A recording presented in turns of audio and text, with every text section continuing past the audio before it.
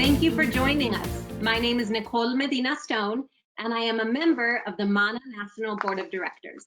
I am here with my lovely colleagues, Michelle Diaz-Agha and Michelle De La Isla, for an episode of Get to Know Your Mana National Board.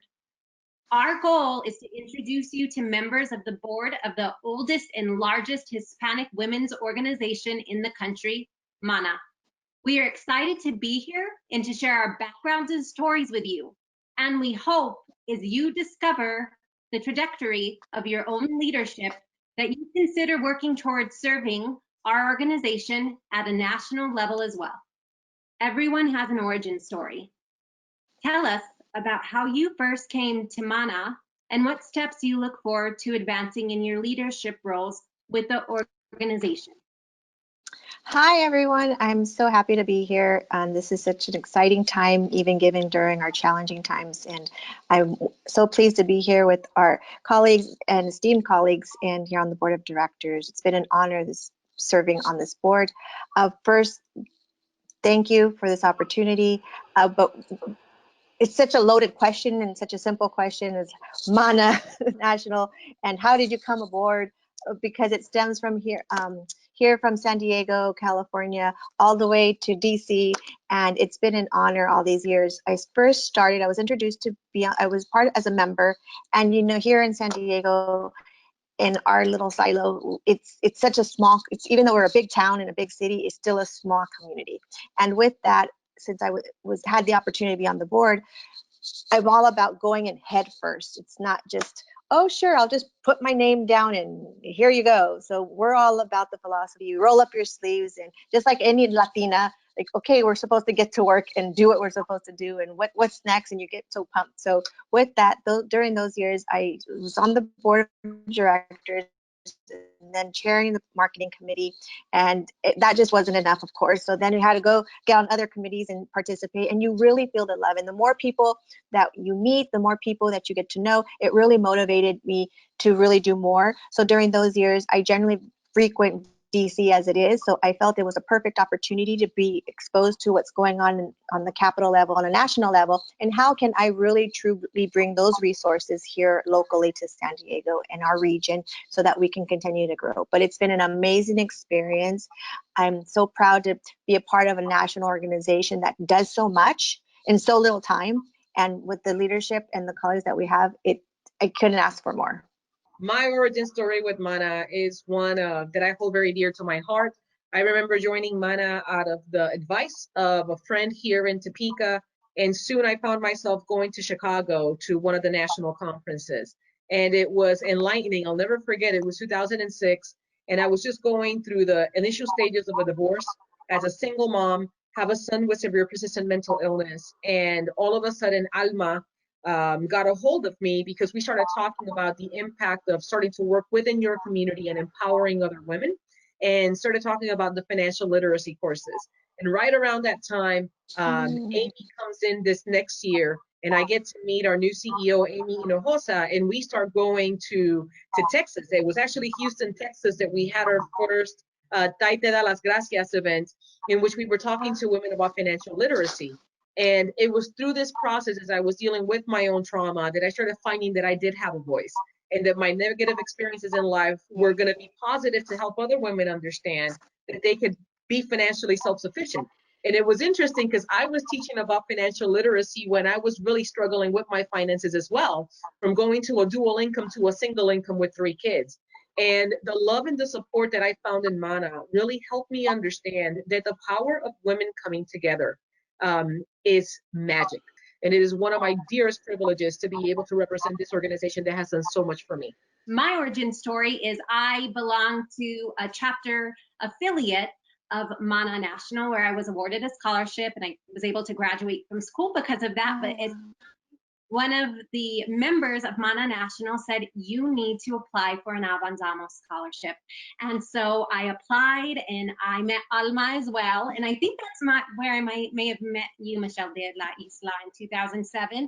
And I had never been to the East Coast ever. I was 23 years old, and just to be able to see this great organization and what they were doing for the Hermanitas program and with the financial literacy program. And so I left there feeling so inspired by Mana National that I thought, you know, I've got to continue to be a part of this organization and be involved with it as much as I can, so I can bring back what I'm learning at a national level back into my community. Michelle, what are your hopes and dreams for Mana? So for me, I look at my journey right now, and I came into this organization a battered wife, trying to figure out my journey as a single mom and feeling like I didn't really have a place or a voice. And I find myself today as the first Latina in the state of Kansas running for Congress, right? And this is what Mana is all about. Mana is the hub for Latina women to not only find camaraderie with other amazing Latina women, but to understand I look at it as a staircase, right? The first step is to find your voice. Then how do you engage that voice into your community? And then once you figure out a way that you can engage either by doing the workshops that we were doing with child safety and teaching people how to properly put their seatbelts on, or maybe it's by starting the Hermanitas program locally in your community, then how do you take that voice and start becoming an active board member in your community? Once you figure out how do you go in and out of boards and how do you help create policy, then you should start jumping into your local offices. Do you run for a school board? Right. And then we help you and empower you to run from a school board. So how powerful is it that you as a woman are able to mentor young women and have them watch you learn the ropes of becoming an engaged board member, and then all of a sudden start becoming a policymaker, and then start making sure that you can empower other people by opening those doors. And that, I think, is where the power of Mana is. Mana not only has the power of helping women, such as Nichole. She's a great example. She came to this organization and got a scholarship, and look at where she's at right now. How do we get other young women to be able to engage with the organization and come full circle, not only as board members of the organization, but for Mana National to become a hub of the next Latina Congresswoman and hopefully even maybe the next future president of the United States.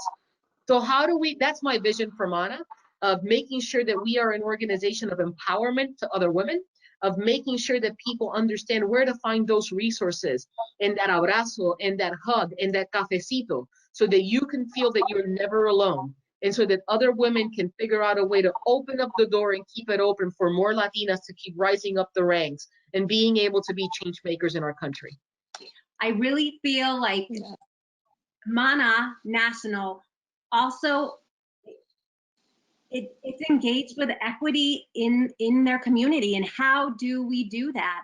And so I think I'm going to be repeating Michelle De La Isla, a lot of what you said, but I really love that you said this is a place for people to go so they can, if they have a voice, if they're looking to find their voice and have that sense of sisterhood and the mentorship you find with Mana National and the networking and the fact that you see this large group of Latina women gathering together and coming from all over the nation to be involved in our conferences and learn what they can to bring that back to their communities. It's huge.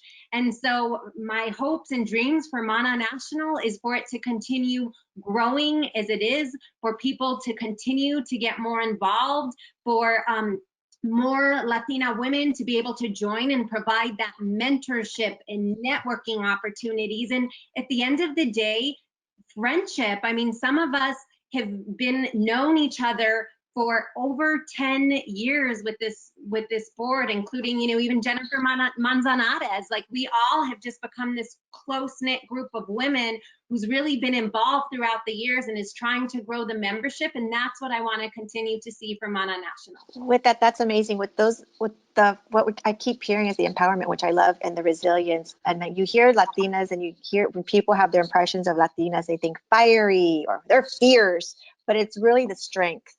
And then it's the strength that we have to endure. For me, I envision, like, we already have a template of our fabric. It's really taking that strength to strengthen the fabric across the country. If today we have 100,000 members or in our database, the goal is to have 500, a million, because in that we have been planting this seed. We continue not only planting the seeds, but fertilizing it. How do we fertilize? We keep with the network, we keep empowering, we keep growing. That everyone knows that it's a unique voice and it's a place of comfort and safety, especially nowadays with everyone being anxious and stressed and during this challenging time. But to really have a breath of fresh air, like, oh, I'm in a safe spot. So speaking about all of these exciting things, I'm really concerned about the uncertain times that we are in. We are facing so many challenges, and especially our Latina women that are having to worry with regards to work, family, school, and of course, everybody is worried about health. In this time of COVID, you know that we are looking at our Latino communities be disparately impacted. So what are messages that you could give our hermanas out there to let them know that they have hope and that they're not alone? And how can we reassure our hermanas across the country that they're doing a great job? So I encourage everyone to, at the end of the day, vote. Number one, that's the ultimate priority nowadays because we all have an opportunity to do that. We all have a right to do that. So let's exercise that and know that here at Mana National, we're here for you. Don't ever hesitate to reach out. We're on the website, we're there. And I'm sure my amazing colleagues here will share the same sentiment. When you reach out to any one of us, we will be there. And if we don't have the answer, trust, we will get it for you. I love that you said, like, we're in this together. I think a lot of the time we're so busy going through life and we have to get things done that we often don't stop and say, okay, I might not be able to do this by myself. I need help.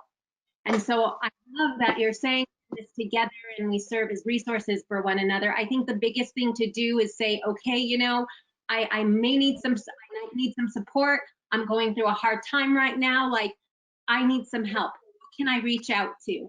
And I don't think Michelle De La Isla even remembers this story, but I'm going to say it because I remember from many years ago, we were just talking about our journey through Mana, and this stuck with me, and I think this is a big piece as well. And she said, you were talking about how you had been divorced, that financially it was hard on you, and that you thought, like, how am I ever gonna do this? Like, you would run for something. I don't know if it was school board or what it is, and you said, and it just, still to this day, like, you know, you kind of teared up and you said, who was gonna vote for like someone like me?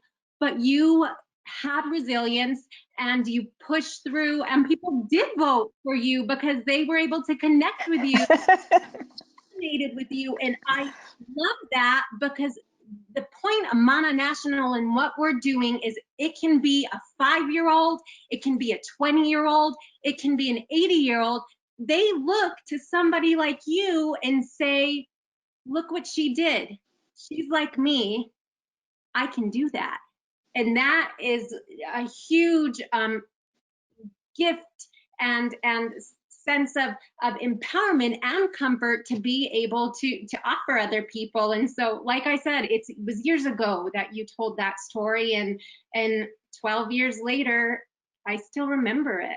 Just to all of our hermanas, the pie is big enough. I think that it's so powerful when you see other women amplify each other's voice, because what we're doing is we're not taking anybody else's space. What we're doing is that we're making the pie bigger so that everybody can participate. And it's so important that as we are moving forward and getting into these positions of leadership and having doors opened up for us, it's not our place to just take that door and close it behind us. It's our job to make sure that we keep that hand on that door and that we open it up so that other women can just keep rising. Whether you are a Latina woman, a beautiful Black woman, an Asian woman, whatever you are, as women, our job is to make sure that we are there to support each other.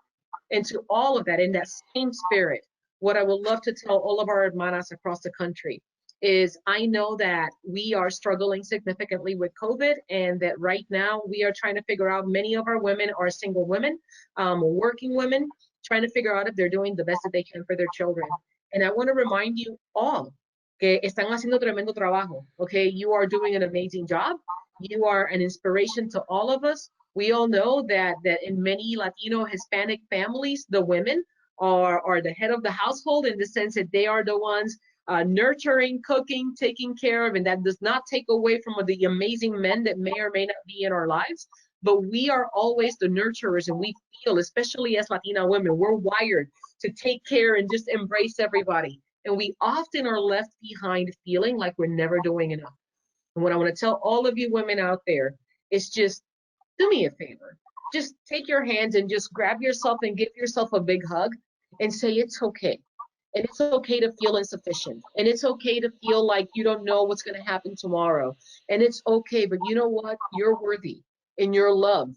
And you are more than enough for your family and for everybody that is looking at you. We're all doing the best that we can. There is no book that has been written to be a woman, a leader, and a mother in a time of COVID when we're having to make really crucial determinations of whether we send our kids to school, whether we go to work, whether whatever it is that we're doing. There is nothing that is telling us how to do this right. We're all writing the story together, and you're doing the best that you can. And most days, that's enough. That's enough. So love yourself and give yourself some grace through this process, because believe me, you're doing a great job.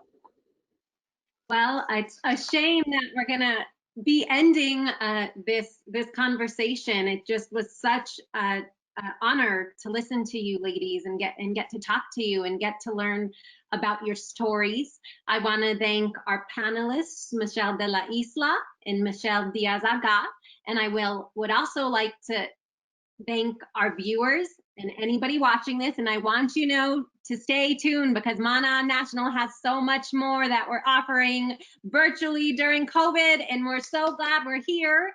And so many thanks to my fellow Mana National board members, Michelle Diaz-Agha and Michelle De La Isla, for this great talk. We're all asking you to join us for our 2020 Hermana virtual conference activities. You can visit us at www.hermana.org on Facebook and Twitter, and at Mana National. You can go to our website for more information.